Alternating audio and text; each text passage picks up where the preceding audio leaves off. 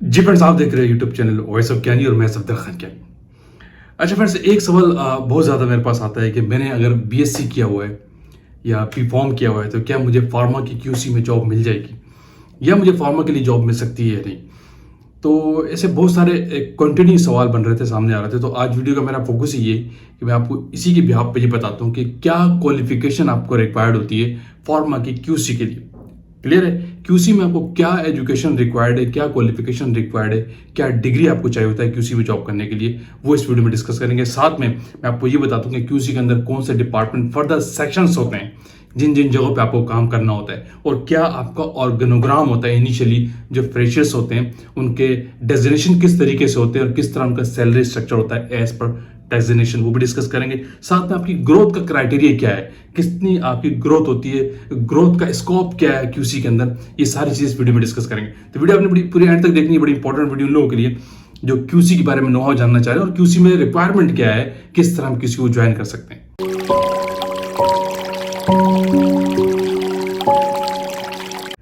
जी friends, आप discuss करेंगे कि आपको क्वालिटी कंट्रोल डिपार्टमेंट के लिए क्या एजुकेशन रिक्वायर्ड है, क्या आपकी क्वालिफिकेशन होनी चाहिए क्यूसी डिपार्टमेंट के लिए। जो मैंने आपको स्टार्टअप पे बताया वो सारी चीज़ें मैं साथ साथ डिस्कस करूंगा। सबसे इंपॉर्टेंट चीज़ ये कि क्यूसी की जो जॉब है, पहले थोड़ा सा बता दूंगी। क्वालिटी कंट्रोल डिपार्टमेंट जो है किसी भी फार्मास्यूटिकल इंडस्ट्रीज के अंदर एक बैकबोन का हिस्सा रखता है। बैकबोन डिपार्टमेंट होता है, बड़ा रिस्पॉन्सिबल डिपार्टमेंट है। जितनी भी फार्मा के अंदर मैन्युफैक्चरिंग हो रही होती है उनका जो क्वालिटी चेक पॉइंट है वो क्वालिटी कंट्रोल डिपार्टमेंट है। यही आपको अप्रूव कर रहा होता है, यही आपको रिलीज कर रहा होता है कि आप जो ड्रग मैन्युफैक्चरिंग कर रहे हैं वो ठीक है या नहीं है। इसीलिए क्वालिटी कंट्रोल डिपार्टमेंट में जितने भी सेक्शंस पे काम होता है हर स्टेज पे बड़ा क्रिटिकल जॉब है और बड़ा रिस्पॉन्सिबल वर्क है। तो इसकी वजह से इस डिपार्टमेंट के अंदर जो लोगों को हायर किया जाता है उनका क्राइटेरिया ज़रा डिफरेंट है, उनकी क्वालिफिकेशन एक पर्टिकुलर खास होती है, तो इस डिपार्टमेंट को रखा जाता है और फिर ये जॉब उनको असाइन की जाती है। तो सबसे पहले जो क्वालिटी कंट्रोल डिपार्टमेंट के लिए आपको डिग्री रिक्वायर्ड है वो कम से कम मिनिमम आपका मास्टर्स इन केमिस्ट्री होना चाहिए। केमिस्ट्री में आपको एमएससी किए हुए होना चाहिए अगर आप फार्मा की क्यूसी के अंदर अप्लाई करें। उसकी वजह ये कि क्यूसी के अंदर जितनी टेस्टिंग है, जितना केमिकल्स आप यूज़ करते हैं, जितने इंस्ट्रूमेंट यूज़ कर रहे हैं वो टोटली रिलेट कर रहा होता है एमएससी केमिस्ट्री के कोर्स के अंदर। जो आप एमएससी केमिस्ट्री करते हैं या आपने एनालिटिकल में किया या फिजिकल में किया या ऑर्गेनिक केमिस्ट्री में आपका स्पेशलाइजेशन किसी भी है, तो इंस्ट्रूमेंटेशन बहुत कनेक्ट होती है, खासकर एनालिटिकल के अंदर होती है। लेकिन आपको इंडस्ट्री में केमिस्ट्री का 99.9% कंसर्न जो है वो आपका क्यूसी डिपार्टमेंट का केमिस्ट्री के साथ है।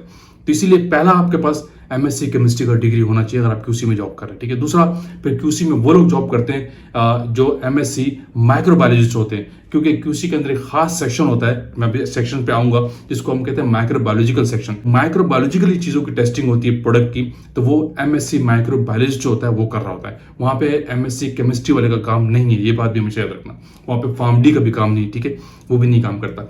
इसके अलावा आपके पास बी.फॉर्म है, ये भी एक 16 साल का करियर होता है, तो वो लोग भी इसी तरह क्यूसी के अंदर जॉब कर सकते हैं, वैलिड है। इसी तरह का एम.फॉर्म किया हुआ है, कुछ लोग पीएचडी भी होते हैं केमिस्ट्री के अंदर, तो डॉक्टरेट की होती है जिन्होंने फार्मेसी में, वो भी क्वालिटी कंट्रोल में एक R&D लेवल पे जॉब कर रहा था। क्वालिटी कंट्रोल डिपार्टमेंट में मिनिमम आपके पास एमएससी होना चाहिए केमिस्ट्री में, कम से कम डिग्री चाहिए। इसके ऊपर आप जितनी भी हो तो और अच्छी बात। इसके अलावा जो कुछ लोग कहते हैं कि बीएससी तो मुझे जॉब मिल सकता है या नहीं, ये डिपेंड करता है ऑर्गेनाइजेशन में, ठीक है। अगर आप किसी ऐसी जगह पे चले गए जो एक लोकल सेक्टर है तो मे भी आपको वो क्यूसी में ऐसा बीएससी की जॉब के ऊपर रख सकते हैं, लेकिन वो फिर आपको उस डोमिनेंट लेवल के काम आपको नहीं देंगे जो क्यूसी में एमएससी केमिस्ट्री या फार्मासिस्ट या क्रिटिकल जो जॉब्स होती हैं वो आपको नहीं देंगे। वो किसी छोटे मोटे काम पे आपको लगा सकते हैं, सैम्पलिंग पे आपको लगा देंगे, लाइन क्लियरेंस पे आपको लगा देंगे, लेकिन आपको एक क्रिटिकल जॉब, इंस्ट्रूमेंटल जॉब होती है जो मेन रिस्पॉन्सिबिलिटी होती है क्यूसी की, उसमें आपको इन्वॉल्व नहीं करेंगे। और दूसरा, अगर आपके पास डिग्री मास्टर्स का नहीं है तो आपका ग्रोथ भी नहीं होता,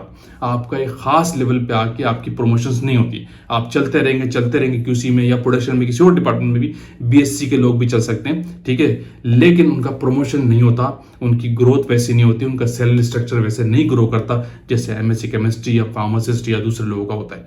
क्लियर है? तो सबसे मिनिमम रिक्वायर्ड है आपके पास क्या है, कम से कम आपको एमएससी केमिस्ट्री होना चाहिए। अच्छा, दूसरी चीज मैं यहाँ पे ये बता दूं कि आप जो लोग आते हैं फ्रेशियर्स, वो किन किन सेक्शंस में काम करते हैं क्यूसी के अंदर। तो क्यूसी के अंदर कुछ क्रिटिकल सेक्शंस होते हैं, डिफरेंट सेक्शंस में काम हो रहा होता है। इसमें एक सेक्शन होता है रॉ मटेरियल का सेक्शन, जो बड़ा क्रिटिकल सेक्शन है, जहाँ पे जितना भी कंसाइनमेंट आपका आता है प्रोडक्ट मैन्युफैक्चरिंग के लिए उनकी टेस्टिंग वो लोग कर रहे होते हैं, जिसमें जेनरिक पे आता है, सही है, और जिनमें आपका एक्सिपेंट्स पे आता है, रॉ मटेरियल। एक सेक्शन ये। दूसरा सेक्शन होता है फिनिश प्रोडक्ट की टेस्टिंग का, यानी जितनी प्रोडक्ट बन के आती है सेमी फिनिश स्टेज पे या फाइनल स्टेज पे, तो वो कुछ लोग वहां पे होते हैं उस सेक्शन में, उसकी टेस्टिंग कर रहे होते हैं, प्रोडक्ट की टेस्टिंग, जैसे वेट वेरिएशन करना, ऐसे लगाना, फिजिकल टेस्ट करना, डिसोल्यूशन लगाना, ये सारे काम फिनिश प्रोडक्ट के लोग कर रहे होते हैं।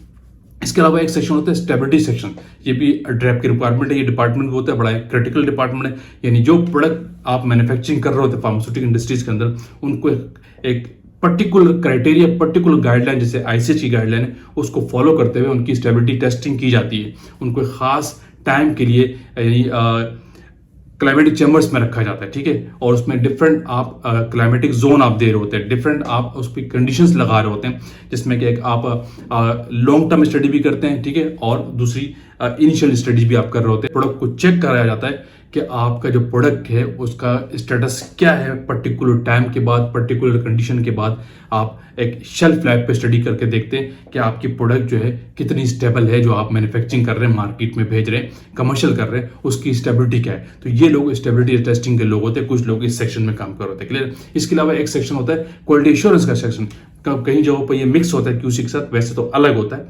तो जो लाइन क्लियरेंस चेक कर रहे होते हैं, जो आपकी प्रोडक्ट लाइन पे मैन्युफैक्चरिंग हो रही होती है, लाइन क्लियरेंस देना, डिपार्टमेंट में जाकर उनको इन प्रोसेस चेक करना, ड्यूरिंग मैन्युफैक्चरिंग प्रोडक्ट की स्टेटस चेक करना, कि उसकी क्वालिटी चेक करना कि वो किस स्टेज पे मैन्युफैक्चरिंग हो रही है, वेट वेरिएशन ठीक आ रहा है कि नहीं आ रहा, और एरिया की मॉनिटरिंग करना, जिस एरिया में मैन्युफैक्चरिंग और उसकी कंडीशन फुलफिलमेंट हो रही है कि नहीं हो रही, इन चीज़ों को चेक करना क्वालिटी एश्योरेंस का डिपार्टमेंट का काम होता है। ये वैसे अलग होता है, नहीं कि कई जगहों पे मिक्स भी हो जाता है।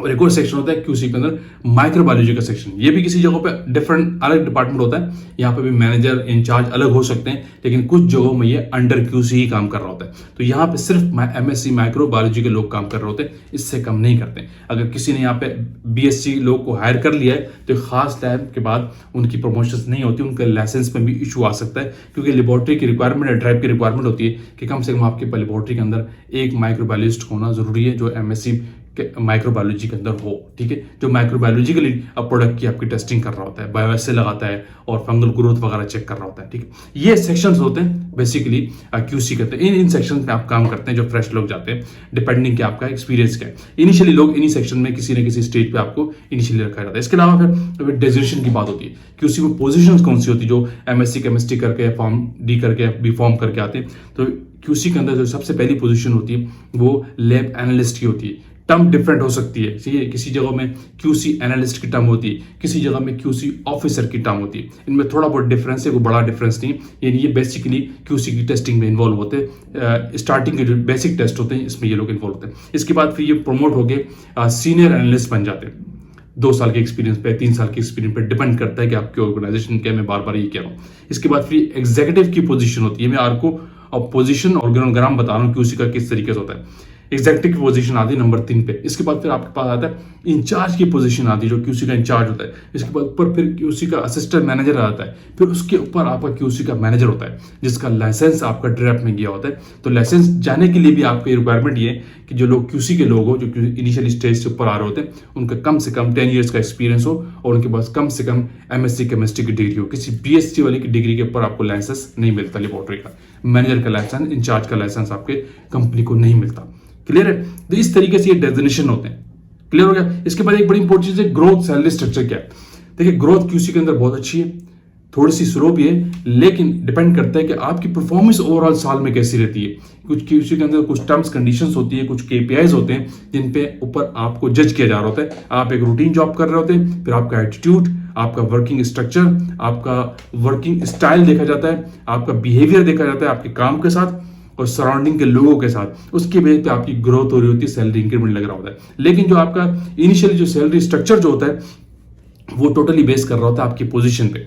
चाहे आप क्यूसी में किसी लेवल पर भी काम कर रहे हो, लेकिन जो आपका डेजिग्नेशन होता है उस डेजिग्नेशन के लिहाज से कंपनी के पास ऑर्गेनोग्राम के लिहाज से एक सैलरी स्ट्रक्चर डिफाइन होता है। अगर आप एनालिस्ट है, क्यूसी एनालिस्ट है, तो आपका सैलरी फॉर एग्जांपल 20 के है, तो इसके बाद हो सकता है 20,000 आपकी सैलरी हो सकती है। तो हो सकता है अगर आप सीनियर हो जाए आपकी 30 के हो सकती है। इसी तरह एग्जेक्टिव सैलरी हो सकता है 40 के हो। इसी तरह असिस्टेंट मैनेजर इंचार्ज की सैलरी डिफरेंट पोजीशन के लिहाज से होती है, ठीक है। तो इसीलिए लोग स्विच करके पोजीशन भी लेते हैं और अपनी सैलरी स्ट्रक्चर को अच्छा कर रहे होते हैं। तो ये एक क्राइटेरिया है, एक समरअप वे है कि क्यूसी में आपकी मिनिमम क्वालिफिकेशन क्या है, मैंने आपको वो भी बताया, और साथ में मैंने आपको सेक्शन भी बताया, साथ में मैंने आपको डेजिग्नेशन भी बताया, ऑर्गेनोग्राम बताया, और ये भी बताया कि ग्रोथ क्राइटेरिया क्या है और किस लिहाज से आपका सैलरी स्ट्रक्चर आपका होता है, सैलरी आपको मिलती किस लिहाज से, तो वो पोजीशन के लिहाज से होती है। ये सारी चीजें आपके क्यूसी के अंदर आती है। तो मेनली ये था कि क्या डिग्री हमें चाहिए क्वालिटी कंट्रोल डिपार्टमेंट के लिए, इस पे आप आज का वीडियो का फोकस था। लेकिन साथ में मैंने आपको ये क्यूसी का एक ओवरव्यू भी देना था ताकि आपको आइडिया हो कि अगर हम एमएससी केमिस्ट्री हैं या बीफॉर्म है तो हमें क्यूसी में किन किन जगहों में जाना चाहिए, क्यूसी के अंदर कल्चर क्या होता है। क्लियर है? तो आई होप कि वीडियो आपने लाइक किया, तो वीडियो को आप आज एंड करते हैं। तो आएंगे किसी और टेक्निकल के साथ। अगेन कहूंगा जो लोग चैनल पे न्यू है वो लाजम से कीजिए ताकि ऐसी टेक्निकल वीडियोस आप तक पहुंचती रहे। Thank you for watching. अल्लाह हाफिज़।